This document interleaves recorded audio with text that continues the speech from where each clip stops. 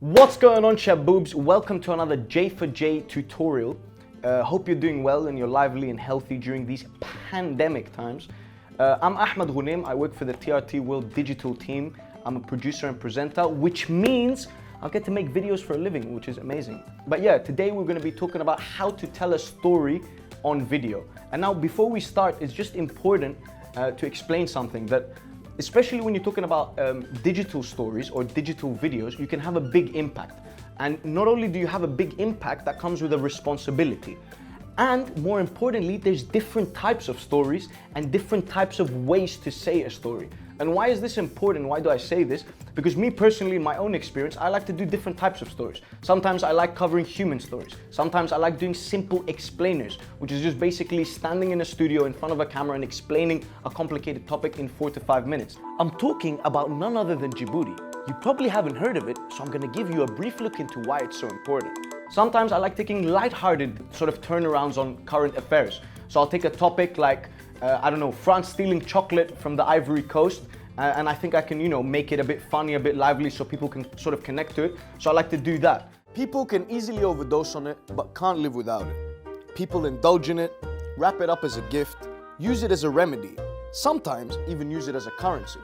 Oh, and multi-billion-dollar colonial extortion. Just saying.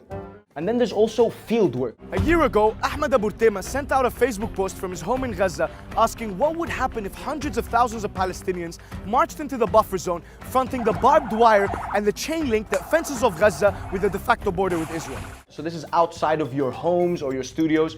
And why is all this important? It's important because you need to find your own character and your own storytelling abilities. What does that mean? That means that you have to be comfortable in showing that persona, who you are, your own interaction with that story on video. So before you even get into the details of how you're gonna do the story and what the process entails, it's important to understand how you want to say the story. And that involves, let's say for instance, first of all, very important is to find what is your angle, what's your message? What do you aim to achieve and pass on to your audience through your video? And many times you should think outside the box. Right? So you have a topic, let's say, about a certain, royal member of the Saudi royal family, who's doing this and that, or playing some sort of power politics games.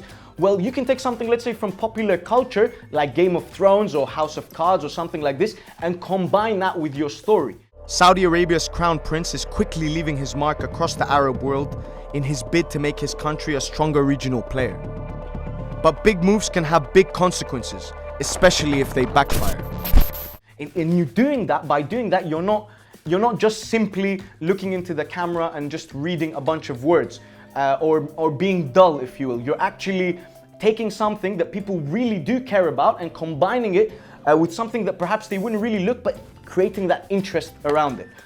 So we're going to talk about a few things, obviously, and how to say a story. The first one is the script. Very important lesson, of course, because if you don't know how to write scripts, well, it's quite hard to make videos. Whether you're on Facebook, you're on YouTube, or on Twitter, you need to catch the attention of the audience in the beginning. Hit me with a question. Or, for instance, if you don't have a specific question in the beginning, or you can't perhaps catch my attention by telling me what the story is about first, show me a very powerful image.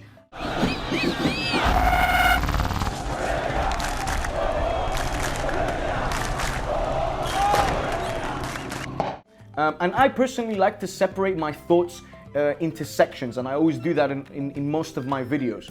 So what does that mean? That means that before I start, I actually, number one, figure out what I want to say, and then separate it into sections, right? Have my intro, they're very clear. I know that it's just a few lines to catch attention. Then I get into, let's say, the numbers or the statistics. Then I'll get into my interview, and then that will be a conclusion. But I actually mark it on the video itself. It gives it a sense of cohesiveness, and it makes it easier for people to understand. And again, another very important thing about script is fact-checking.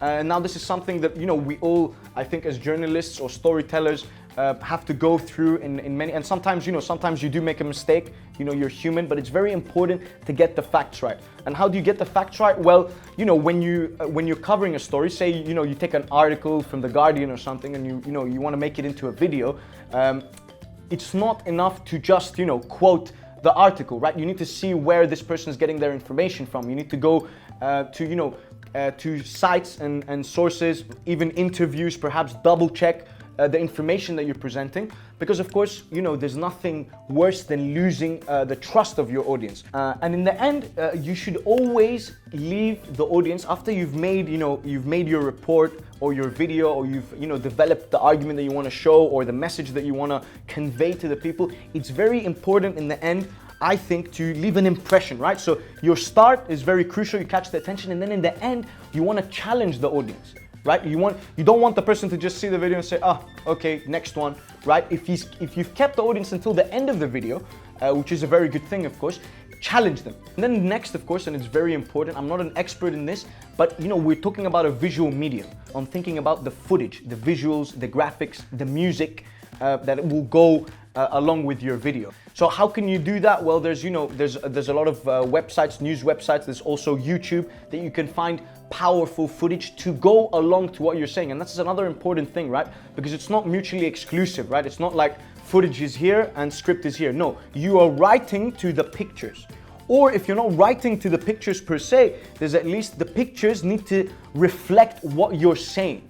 And sometimes, an image says more than 1,000 words. So sometimes in your story, you don't need to say anything. You can just cut the script and let the images or the video speak for itself. And now we come to an important part of saying a story, which is producing and presenting the story itself. Now, as I said before, do try to find your own character, your own way of speaking. And the best thing is to stay true to yourself. That's what I've found, at least so far in my last 3 years of making videos. But again, there's different types of presenting, right? So if you're in the studio, you're probably reading off a teleprompter. That is very different than when you go on the field. On the field, personally, I don't write any scripts. I just use what's around me, the people around me, what I can see around me, what I'm feeling, what I'm saying. Now, sometimes you can't say it perfectly, one time, let's go, final cut. But the idea is that, again, you remain more true, I believe, to what's going on around you. If you try to actually, at least on the field, not script everything that you're going to say. Just have an idea about what you want to say and use what's around you. And also, more importantly, don't ever forget that the story is more important than you. And you have to understand, like I said in the beginning, right? There's different types of videos, different messages that you want to pass, and different genres of stories. So you cannot always try to sort of be that central part in your story. Otherwise, you probably weaken your story overall. And now for the last thing that is important is, okay, now, you've written your script, you figured out, first of all, what you want to do as a story, how you want to say the story, the style of the story, you've written your script, you found your visuals, you've presented it or produced it, you finished everything, and now what you really need to do is keep your audience in mind. This is sort of, if you will, like the post-production side of your story, or the strategic part of how you put your story that you've just made on video for your audience. So you have to keep your audience in mind. How do you do that? How is your video packaged? So when I come across your video, what is your thumbnail? What are the words on the cover of the video? What is the title of your video? What is the YouTube description, your social post? And you need to start thinking as well of things like, how long is my video? Right? Because I can say one story in 20 minutes, but I can also say that same story in 2. And how will that affect the retention rate, right, of the people watching me? Will they just click, okay, see your nice, catchy beginning and then drop off? Or will they continue watching the video? And that makes sense, especially if you know what platform you're using. So if I'm using maybe Facebook, I'll make my video probably a bit shorter than YouTube, because people usually, watch longer videos on YouTube. And these things are important and they come with time. And again, like my own boss has told me, there is no clear-cut answer. There is no clear-cut recipe. And you should never bow down to criticism or some sort of universal guide of how to make a video. No, this is something unique. Every video can be different. Every video can have different elements of your character, different message. But you must sort of take these tips into account, because you're not just dropping this video for your colleagues or your friends or your family or for yourself. If you do that, that's okay. But if you actually want your video to resonate with the masses, with a lot of people from different geographical regions around the world, then you need to think about this. You need to think about, what is my video in the bigger picture? Where am I posting this? How am I posting? How does it look like? and so on. So yeah, guys, please do comment on the TRT World Citizen Facebook, YouTube, and Twitter accounts. Tell us below what you think. Thank you for taking the time to listen. Hopefully these things did help you in your own journey making a story. And you know, they say journalism is the first rough draft of history. So, you know, if you're making a story by video, you are making a difference. You are making something that will stay in history, that will live on. And that's why you should take it seriously. And never forget, stay true to yourself. Anyway, guys, stay lively, stay healthy, be cool. Love from everyone from TRT World.